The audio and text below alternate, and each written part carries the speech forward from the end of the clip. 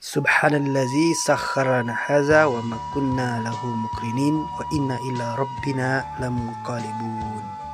Bismillah, alhamdulillah, kita jumpa lagi di vlog kali ini. Kita akan bikin perjalanan dari IPDN Sumbar menuju ke Padang Taro lewati Labuh Lurui.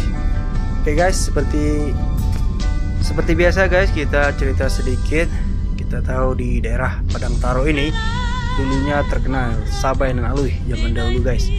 Tapi sekarang Sabay Nan Alui sudah tidak ada guys. Ada generasi penerusnya guys. Dulu di sini kakek Atta Halilintar katanya guys. Ken Halilintar kakeknya berasal dari daerah sini guys, Padang Taro. Sekarang lagi viral tuh Atta Halilintar, YouTubers nomor 1 di Asia Tenggara katanya guys. Oke guys, kayaknya lebih enak kita dengar lagu aja sama melihat pemandangan indah di daerah Labuh Lurui Padang Taro ini guys. Oke, tonton terus video ini sampai habis. Enjoy.